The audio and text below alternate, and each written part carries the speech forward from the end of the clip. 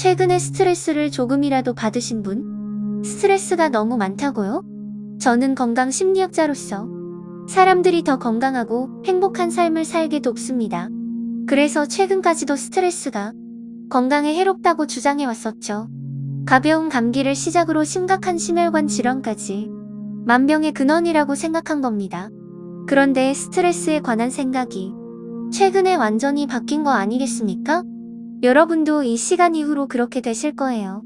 최근 8년 동안 3만 명의 성인들을 대상으로 스트레스에 관한 연구를 했습니다. 작년에 얼마나 많은 스트레스를 받았고 스트레스가 얼마나 건강에 해로웠는지 조사했는데요.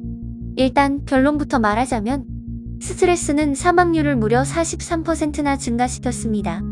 하지만 극히 일부 스트레스가 건강에 해롭다고 믿는 사람들만 이런 반응을 보인 반면 아무리 많은 스트레스를 받아도 건강과 관련 없다는 사람들의 사망률에는 영향을 미치지 않았습니다. 즉 18만 명이나 되는 사람들이 스트레스 때문이 아니라 스트레스가 해롭다는 생각 때문에 골로 갔다는 겁니다.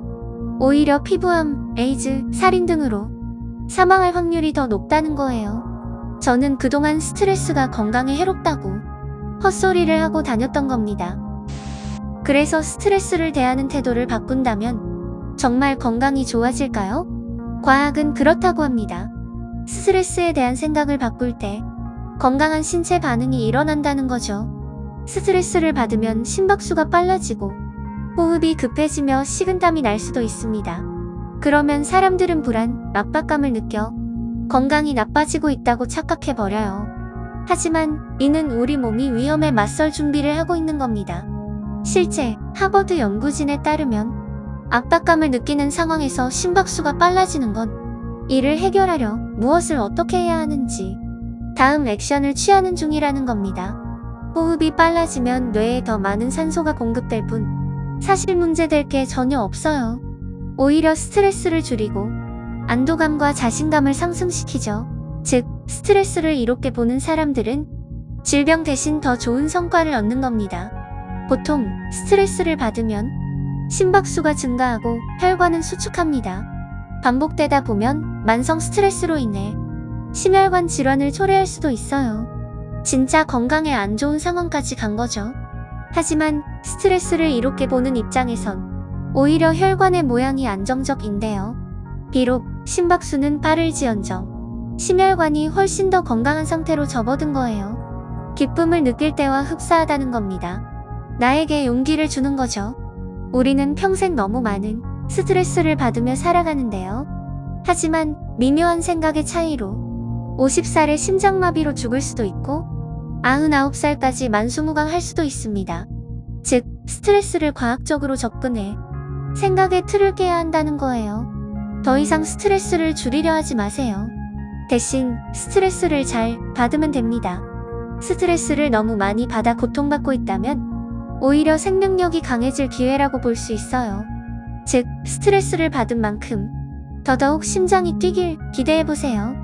심장이 뛸 때마다 오늘 배운 걸 상기하며 내 몸이 더 건강하려 새로운 도전 중이라고 여기세요. 그러면 우리 몸은 이 생각을 따라 점점 더 건강해집니다.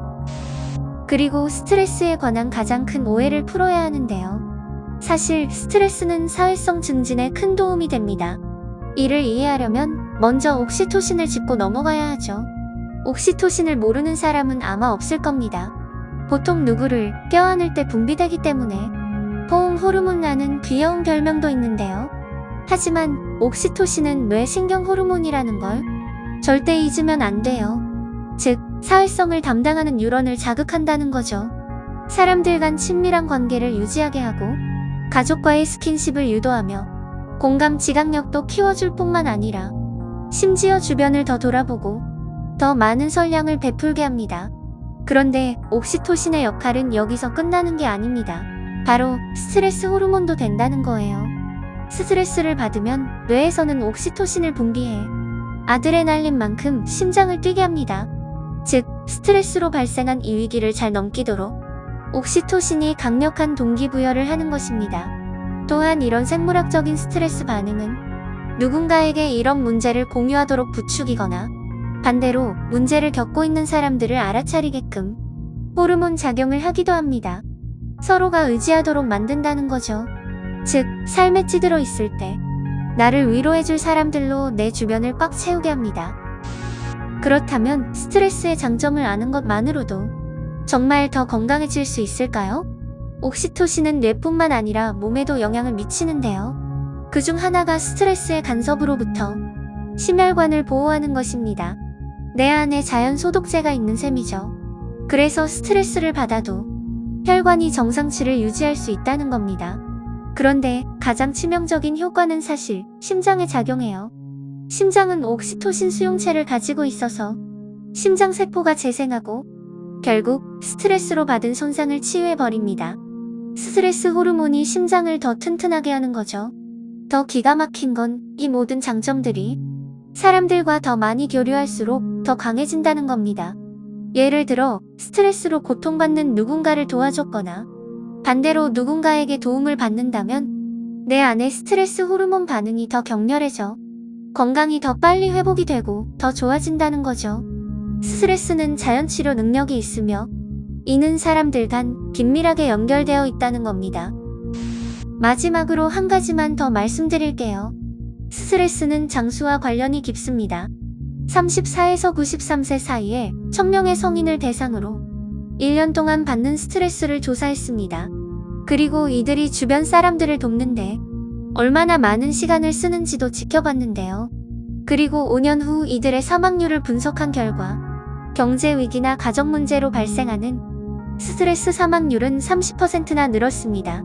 하지만 타인을 돌아보고 보살피는 시간이 많을수록 죽음의 치명적인 스트레스는 오히려 없었다는 게 밝혀졌죠. 보살핌이 강력한 회복력을 만들어낸 겁니다.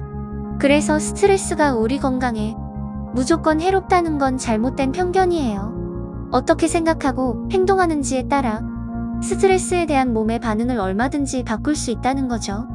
스트레스를 이로운 쪽으로 바라보면 유리한 쪽으로 생물학적 반응이 일어나고 스트레스를 받고 있는 누군가를 돌아본다면 더 큰 회복력을 얻을 수 있다는 겁니다. 물론 그렇다고 해서 지금보다 더 많은 스트레스가 필요하다는 건 아니에요. 다만 스트레스에 관한 과학적 접근이 우리에게 새로운 깨우침을 주었다는 게 중요하죠. 스트레스는 우리 심장을 뜨겁게 합니다.